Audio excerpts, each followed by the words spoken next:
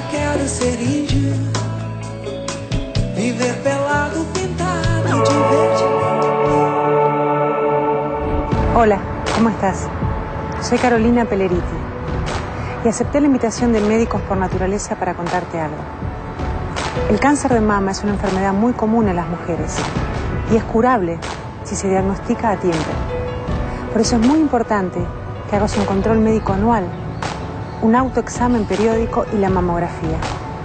No te olvides que con 2 minutos de tu tiempo y un autoexamen, vos podés salvar tu vida.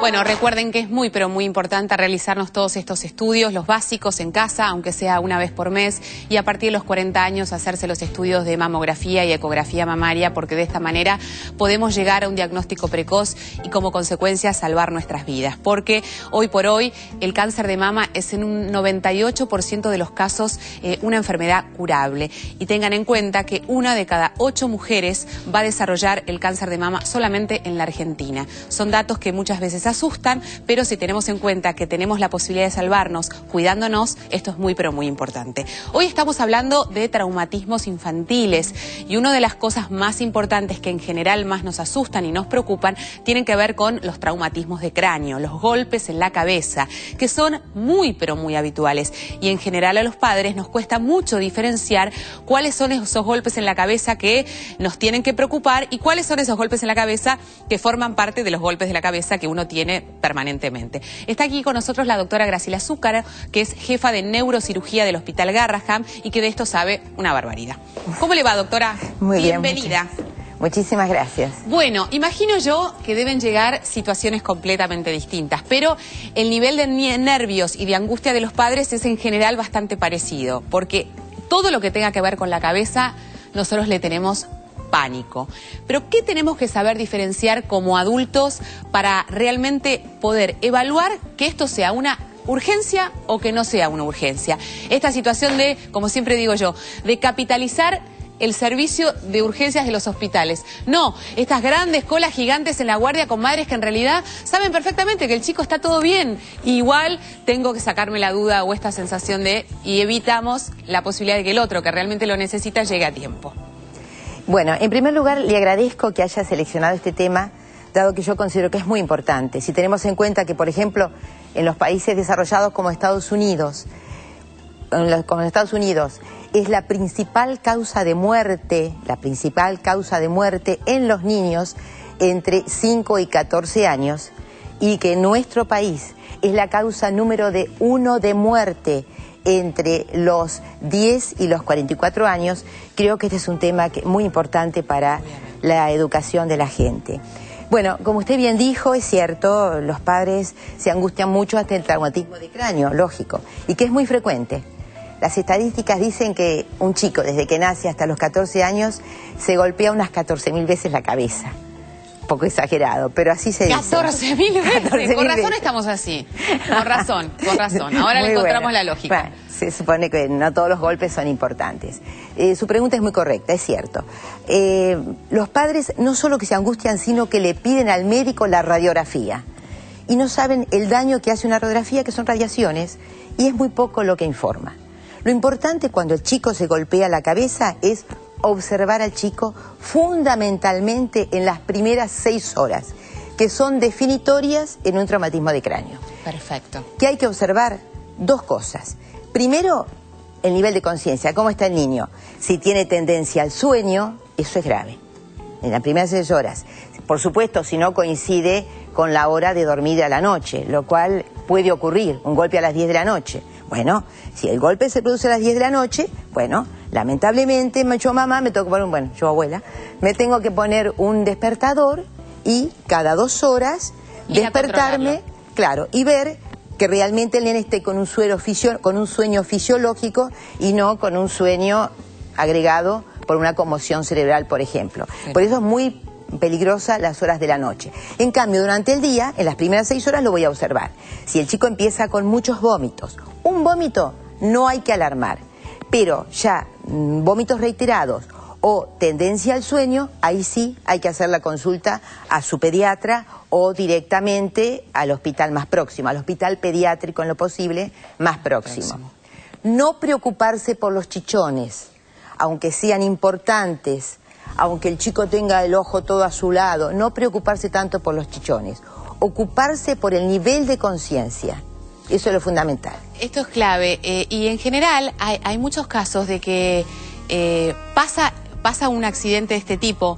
No sé, yo tengo un compañero de mi hijo que tuvo un rodillazo de otro jugando al fútbol y que la primera media hora el chico estuvo perfecto y contestaba todo. Y a la media hora, gracias a Dios, el profesor de gimnasia, que lo tenía ahí en observación, le preguntó su nombre, le preguntó cómo era el nombre de la madre, le preguntó a dónde estaba y el chico empezó a no poder contestar ninguna de las preguntas. Y ahí se dieron cuenta que realmente ahí había un tema muy pero muy grave. Pero él estaba en su estado general, que uno podía observar de afuera, era un chico absolutamente normal, que tenía un chichón, como usted dice, en la cabeza y nada más.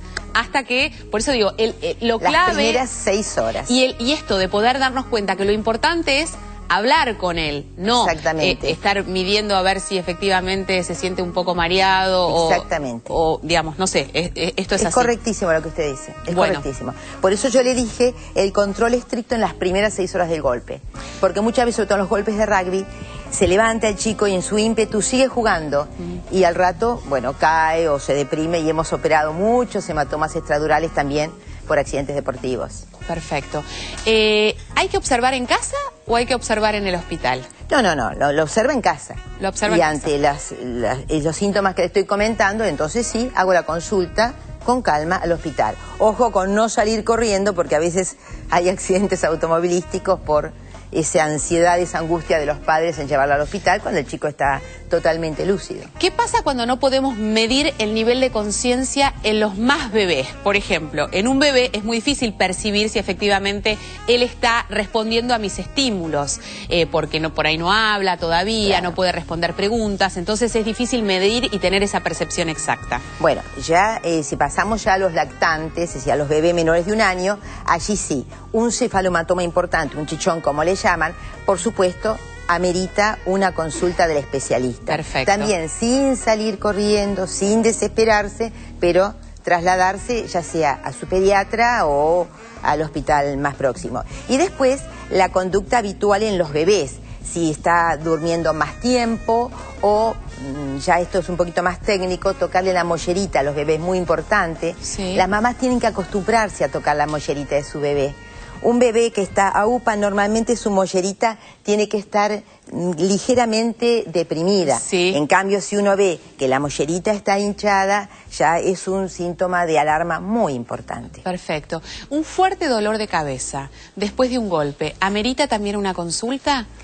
No, el famoso dolor de cabeza es tan amplio y tan general que no un fuerte dolor de cabeza importante, un dolor de cabeza sostenido.